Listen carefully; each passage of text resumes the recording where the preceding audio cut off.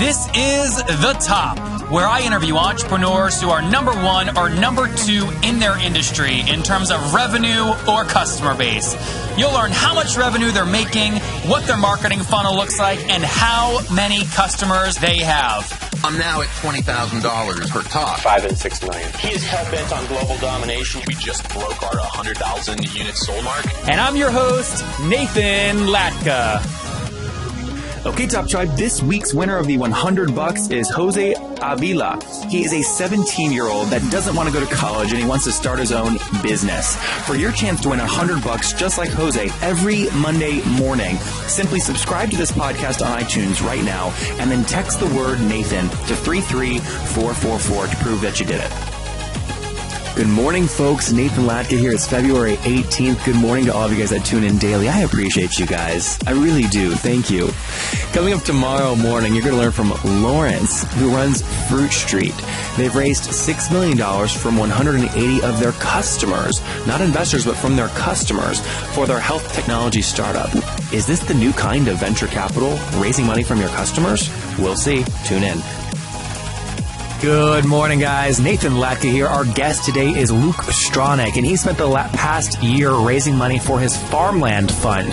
He's got one single family office as an investor. He went to Tulane. He's currently 44, taught finance, and most of his background is in low-income housing.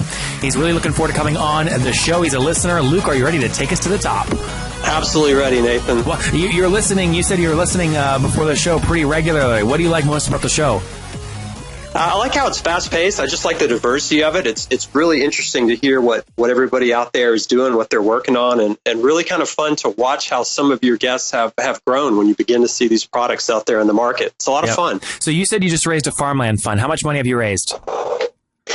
That I can't really get into. Give me a range.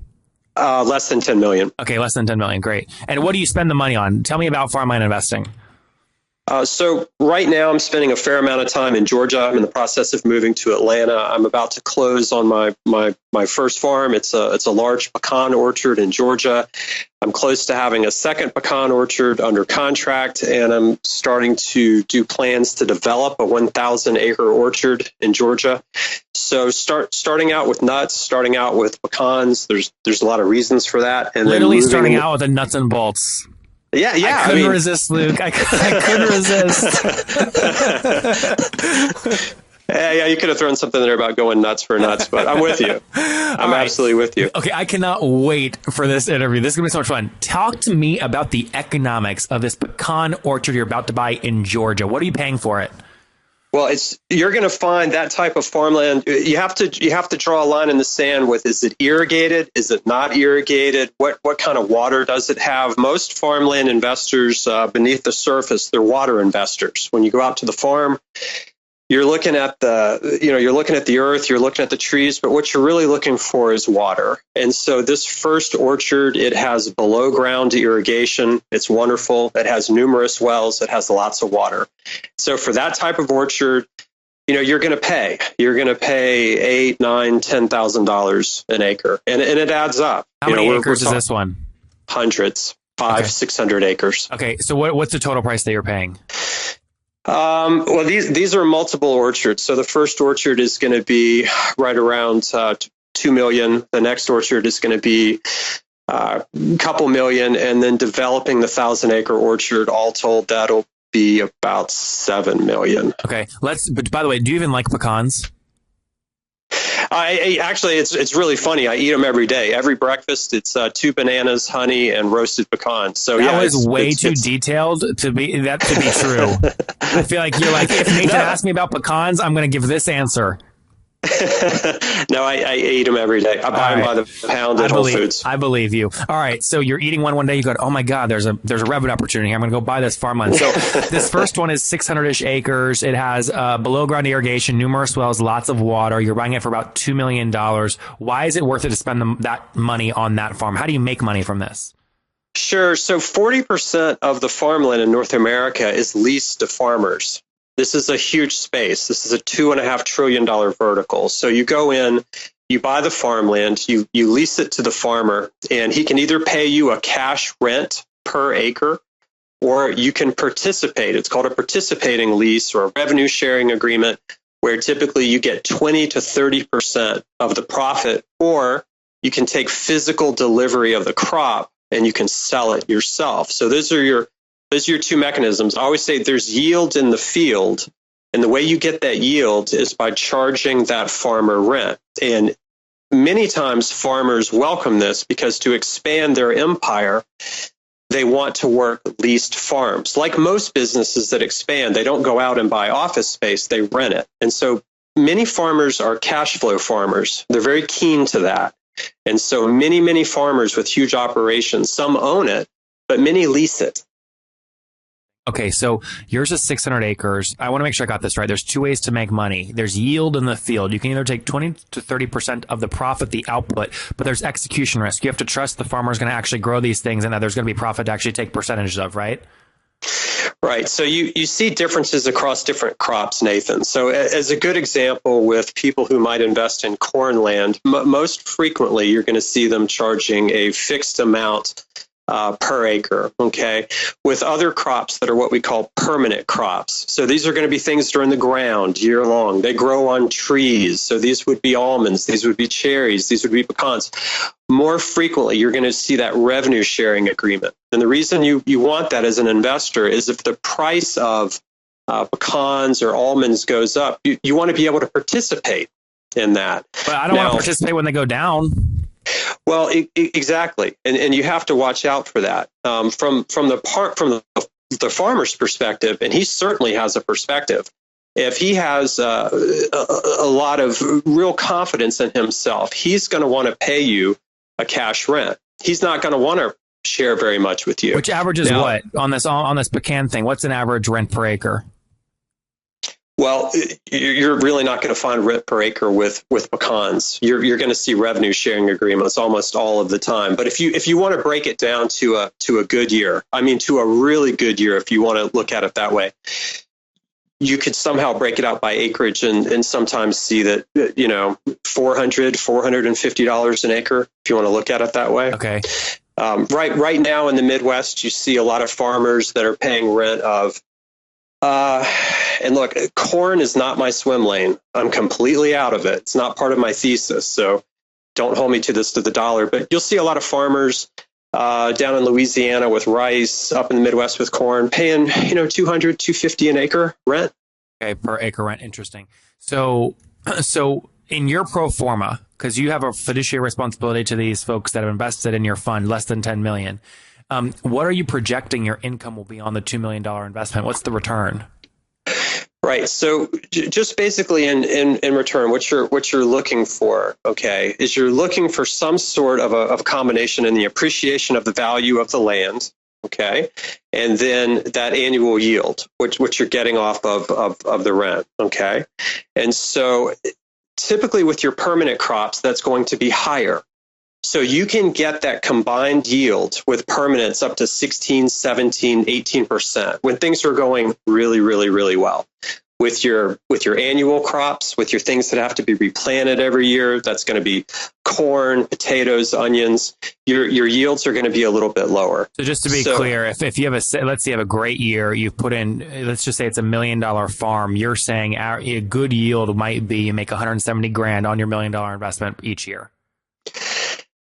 That would be a fantastic return. And you have to understand some of that is unrealized. It's trapped, it's captured, which is a good thing in the value of the land. And many people look at farmland investing, Nathan, as a way to lock value into the land. You have people who are really after yield and you have some people who aren't.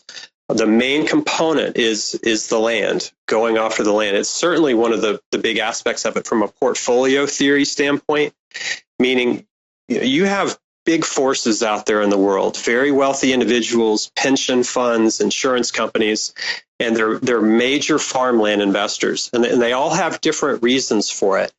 If somebody told me that their main interest in farmland investing was to just make tons of cash flow every year, I would tell them that is not the main purpose of it. Its main purpose is to reduce the volatility that you see in other investments, like the stock market, and as a real hedge against inflation. Interesting. Yeah, look at 2007 to 2009. Okay, so the S&P 500, the 500 largest publicly traded companies, from 2007 to 2009, it lost 50% of its value. Okay, that's not taking an elbow in the ribs. That's getting punched in the face and pushed off a cliff. And during that time period, farmland did extremely well. And there are a lot of people who have noticed this. And there are a lot of investment firms and money managers. And what they want is they don't want to be a part of that volatility. And they're very afraid of inflation. And historically, farmland has done very well with inflation in the 1970s. It's a great inflation. Is it a more powerful inflation hedge than like a treasury inflation protected bond, like a TIP or something like that? So this is where you're going to get a million different opinions. My opinion is that if I just had to pick one thing as a fund manager, and right now I'm only doing one thing, it's farmland, because even though you're getting that protection, the returns can be very, very attractive. So if you go back to the 1970s, if you go back to that decade, if you were invested in the stock market, okay, over the decade, you would have gotten, give or take about, 16, 17%. But you would have lost so much of your money to inflation, 50%.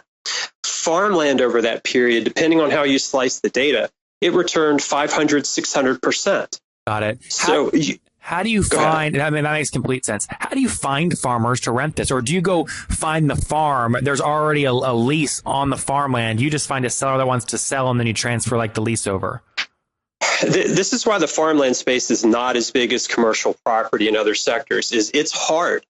This is a hard space. You can't operate in it sitting in an office pushing buttons and spending your afternoons playing golf. You have to be able to go out in the middle of nowhere, like I have, stay in the Dewdrop Inn, go have dinner at Cracker Barrel with the farmer who's going to tell you no about a million times. Yeah, I mean, this is bumfuck nowhere. Let's be honest. You are out in some of the most beautiful places you have ever seen. But if you think that you're going to stumble onto an international airport or a 4-star, there's no Michelin restaurant out in the middle of a 4,000 acre carrot farm. But this is some of the most beautiful land you've ever seen in your entire life. And you're dealing with individuals who are some of the most intelligent people you've ever been around. You'll run into farmers. And hardworking, the best. They're the best. Oh, yeah. You'll run into a farmer who'll tell you very quickly that he was tired of being a chemical engineer and now he's a farmer. And you realize that's why this guy is so smart. But to answer your question, it's a persistence game. You have to determine what you want. What I care about are vineyards. I care, wine and table grapes. I care about berry farms and nuts. And so you go there and you stay in the Dewdrop Motel and you start meeting people and you start getting used to hearing no. But once you have established some trust, then you start working on those relationships, just like I have in Georgia. Luke, where are you right now? Where are you sitting right now? What city? I'm in Montgomery, Alabama. When's the next time you're going to this pecan farm? I will be there next week, I believe. Okay. This is like, no one's going to know this, and and many people will miss this because maybe they skip around the episodes, but I've just signed a major deal for a book that I'll be releasing, and part of it is just different forms of investing. I want to come to wherever you are, and I want to go with you on use me like an employee. Be like, carry these grapes, carry this Excel sheet, print the paper, whatever, shovel the dirt. I want to come actually feel this and experience this in person sometime. Is that cool with you if I follow up and pick a date? Oh, absolutely. And you will love the pecan stuff. Look, this is serious business. Okay. A lot of the Georgia pecan crop was exported to Asia this year. I mean, this is serious stuff. There's an argument going on around the world about where protein is going to come from. So there's big portfolio theory standpoint stuff going on here, Nathan. But From being on the farms, look, we'll hook you up with the little device. It's called a shaker. You drive it up to the tree. It wraps around the tree. It shakes the life out of it. Hell yes. I will shake the life out of that tree just like I do guests on this show. It will be so much fun. Hey, the thing is, Nathan, money really does grow on trees. You just have to shake it off. Right now, pecan prices are about $3 a pound. So when you go up and you shake that tree, every pound, that's $3, Nathan. Even though the harvest just now ended, we'll work something out for you. I love money. You're speaking my language. Yeah, I think one of the things, I'm just in a unique position where I have no responsibilities to anyone. I can be anywhere, and I meet these good-looking city slickers with their suits and their red ties. Nathan, I beat the hell out of every one of them every time just because I go do real-world shit. And they might be investing in pecan stocks, but I've actually, I'll be able to say I've actually been on the farm and I've seen it, and I'll just understand things that they won't understand, and that's how I'll beat them. There's some extremely sophisticated people in the farmland. This is a $2.5 trillion vertical. I mean, this is very big stuff. And the other thing is that, a big part of being a farmland investor is water and understanding senior water rights. And farmland investing is the gateway to water investing. And so for me, when I have conversations with people, I'm talking about farmland, but I'm also talking about water. So when you and I meet up and we go out, you'll begin to see that there's a big difference in farms between senior water rights, the number of wells, and there are things on the horizon in terms of investing, and it's huge tie-in. So this is big stuff. I mean, this is massive stuff. This isn't like, little video games on phones. This is talking about nourishing and hydrating 7.2 billion people around the planet. Yeah, I'll tell you, a lot of these tech CEOs I have on with ridiculous valuations that are pre-money and pre-revenue, the biggest issue they have is they don't actually deliver utility to people. People don't actually use the apps. Even if they buy them, they don't use them. Well, guess what? Everybody eats. So that's why I love this space, and I love money, and I plan on making a lot of it, and I want to come learn this from you, and it's going to be a lot of fun. I'll follow up after the interview to find some time. Yeah, absolutely. We'll get you, like I said, I'm in the process of moving to Atlanta. A lot of the pecan Georgia is an amazing state, and I'm really looking forward to doing a lot there. 2.5 to 3 hours south of Atlanta, you've got the pecan country. To the southeast, you've got blueberries. You've got a tremendous amount of blueberry production coming out of Georgia. To the east, you've got onions. I'm not going to find any the wine vineyards that I'm after. They're not in Georgia. Going to be going out to California for that, going to be going out to Europe for that later on. Nice. But we'll find plenty to occupy you in Atlanta and south of that. The tech stuff, I want to just mention the tech stuff that with farming. It's one of the main reasons that really pulled me into it as an asset class. You've got listeners who are brilliant, and there are software and hardware applications out there that are coming online that are just amazing. When you invest in something, you want to be able to watch your tenants win. And when you buy apartments, it's kind of hard to do anything, or commercial properties, to help your tenants win. But with farmland investing, this software and these hardware applications, making these available to farmers, which is one of my main jobs, this stuff is incredible. Yep. The drone technology. Yeah. Go ahead.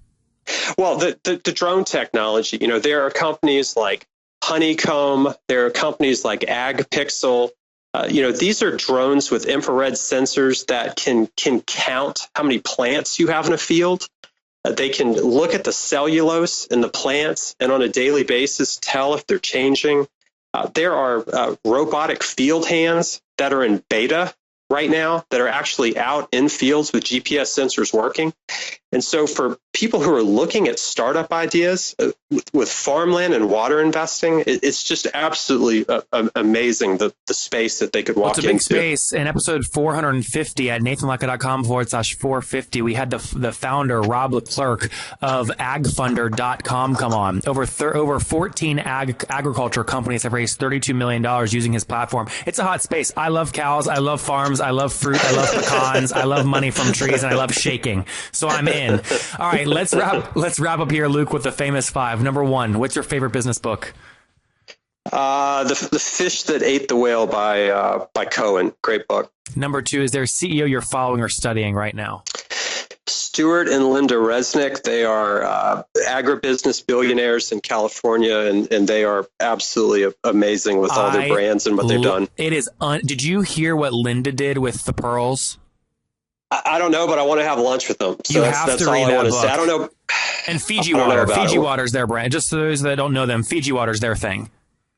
What about Palm Wonderful? Palm Wonderful is another one. Yep. Just absolutely unbelievable. They're genius branders. Great people to look up to. Yep. Billionaires, genius branders. Number 3 is their favorite online tool you have. I'm trying to learn French. I've been using Duolingo. Duolingo. Very cool. Number 4, do you get 8 hours of sleep every night? 7. Okay, not so bad. And what's your situation? Married, single, you have kids? No kids, not married, dating. Very good. No kids. And how old are you? I'm 44. All right, last question. Take us back 24 years. What do you wish your 20-year-old self knew? Let's see. I was living in New Orleans. I was a college student.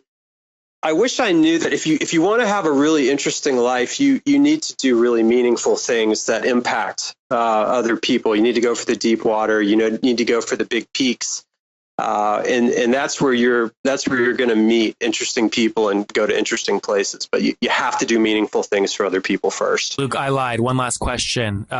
You came on the show. You're usually a listener. Was it what you expected? Yeah, it was. It was very fast. Great questions. It's been very interesting to listen to your progression. You're a very good interviewer. And like I said, I listen to you on almost a daily basis. Dude, I appreciate that. There you guys have it. Luke just raised less than a $10 million farmland fund from some investors, getting into pecan orchards in Georgia, working on development of 1,000-acre plot of land. Again, focusing on things like irrigation rights, water rights, wells, and all kinds of economics that regulate kind of making money on farms. Average in the Midwest somewhere between $450 an acre per profit per year. Sorry, $250 per acre. Per year. Again, in a good year, you do maybe 17% annual return on cash, which is sometimes locked up in appreciation of the land. Luke, I'm coming for you. I'll see you on the farm. Thanks for taking us to the top. Hey, looking forward to it, Nathan.